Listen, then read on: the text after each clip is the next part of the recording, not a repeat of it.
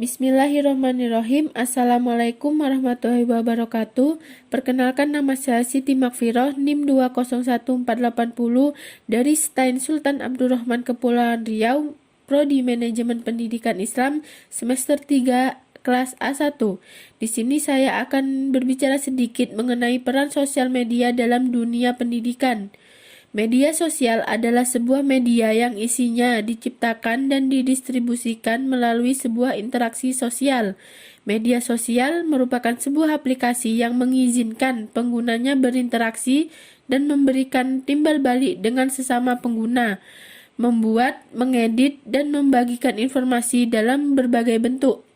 Pertumbuhan media sosial selama beberapa tahun terakhir telah membawa perubahan cara pemanfaatan internet bagi penggunanya dalam dunia pendidikan.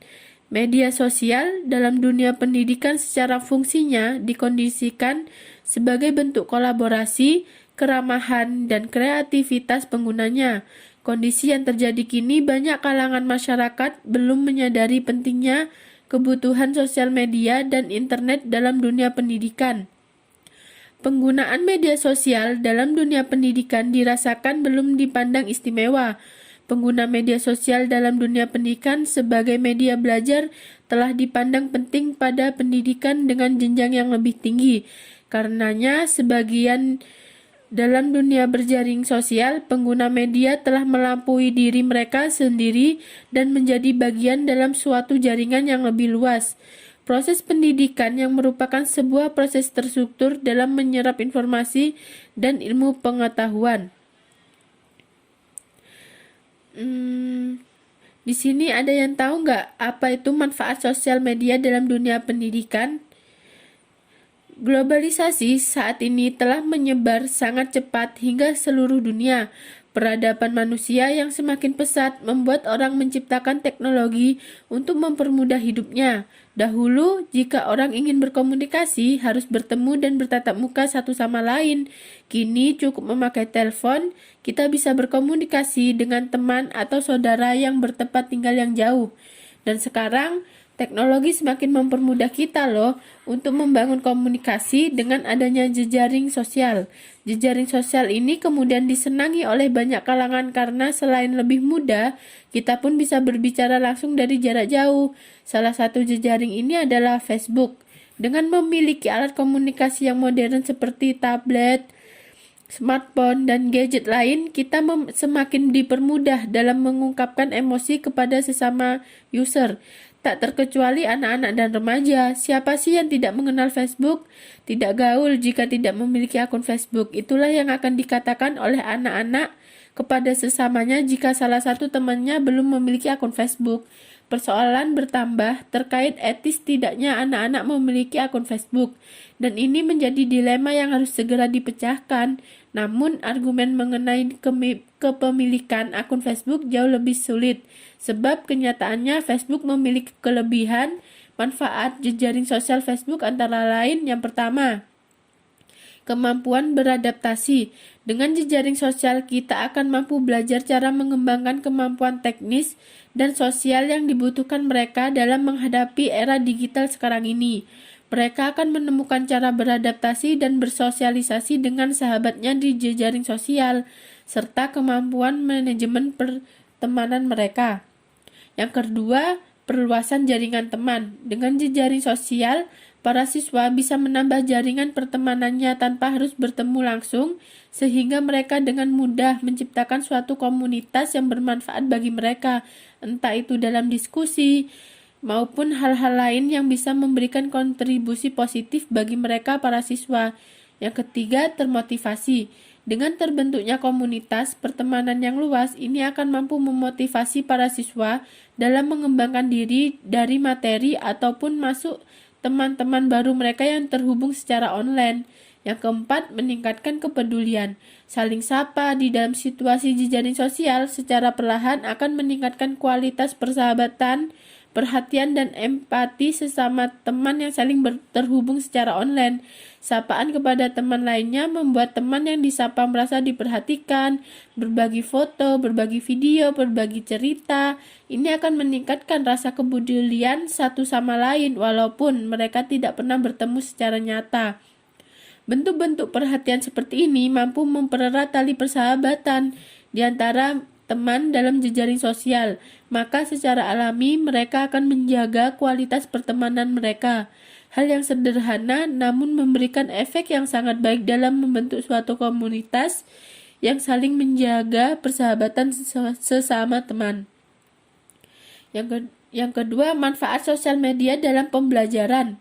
Perkembangan jejaring sosial memberikan pengaruh yang sangat besar dalam berbagai bidang. Jejaring sosial lambat laun merambat dan memasuki sistem dalam sebuah wacana baik dalam bidang ekonomi, politik, budaya, dan pertahanan. Jejaring sosial akhir-akhir ini banyak memberikan efek yang sangat nyata dalam kehidupan manusia. Bahkan, Presiden pun menilai perkembangan jejaring sosial yang memiliki dampak negatif dan positif harus dilihat dengan baik dan profesional. Lahirnya akun resmi Presiden di jaring sosial Twitter dan fanspage Facebook. Pengaruh perkembangan jejaring sosial atau yang lebih dikenal dengan media sosial kini sudah mempengaruhi dunia pendidikan, misal dalam model pembelajaran. Manfaat jejaring sosial dalam pembelajaran yang pertama, menambah variasi dan gaya belajar. Pembelajaran memiliki sifat sederhana berupa interaksi tatap muka, penyampaian materi, dan bahan ajar. Namun, pembelajaran akan bisa lebih bervariasi jika seorang guru mampu memanfaatkan jejaring sosial dalam penyampaian materinya. Bisa dibayangkan bagaimana luapan cerah peserta didik jika seorang guru memanfaatkan jejaring sosial Facebook melalui aplikasi chatting misalnya dalam pembelajaran. Variasi baru tersebut tentu sedikit banyak mampu memotivasi peserta didik untuk lebih fokus nantinya. Yang kedua, mempersempit jarak dan waktu. Kecanggihan jejaring sosial mampu mempertemukan manusia dalam rentan waktu yang sangat cepat dan singkat. Penyampaian materi ajar dengan jejaring sosial sangat efektif. Contoh, penyampaian materi pembelajaran tidak dibatasi oleh ruang formal lagi. Memanfaatkan jejaring sosial bisa dari dewan guru atau di rumah. Yang ketiga, meringankan pekerjaan guru. Jika dalam suatu kondisi Anda memiliki pekerjaan yang menumpuk, namun di sisi lain, tugas mengajar tidak bisa ditinggalkan lagi. Solusinya, gunakan media sosial dalam memecahkan kesulitan Anda. Berikan siswa tugas dan materi yang tidak bisa ajarkan hari ini melalui media sosial. Terkait ini, informasi terbaru memberikan kabar baik bagi guru ketika pemerintah mencoba melirik bahwa pembelajaran melalui internet dapat dinilai dan diakumulasi sebagai jam tatap muka. Internet tentu sangat luas. Seorang guru dapat mempersempit penggunaan internet dengan memanfaatkan jejaring sosial. Yang ketiga, peran sosial media bagi remaja. Pada dunia pendidikan remaja kini, proses belajar tidak lagi terfokus pada penyampaian informasi yang dibatasi dinding-dinding kelas. Ledakan ilmu pengetahuan dan teknologi membawa jejaring sosial sangat populer pada perkembangan komunikasi saat ini. Sosial media menciptakan sebuah budaya baru di mana para pengajar dan para peserta didiknya tidak hanya dapat melakukan proses belajar di dalam konteks ruang secara fisik. Namun, karena munculnya media sosial memungkinkan proses pendidikan dilakukan dalam ruangan lain secara maya. Penggunaan sosial media secara formal dapat diartikan sebagai kombinasi antara belajar secara analog maupun secara online. Komunikasi media sosial yang terintegrasi dengan baik melahirkan lingkungan belajar yang baru. Peran guru perlahan berubah karena adanya teknologi media yang berkembang. Rasmita Kalasi mengungkapkan bahwa peran guru yang awalnya merupakan pemberi pengetahuan kini berubah menjadi pihak yang memfasilitasi pembagian pengetahuan. Karena informasi dan ilmu yang didapat oleh para peserta didik tidak lagi hanya didapatkan dari guru saja.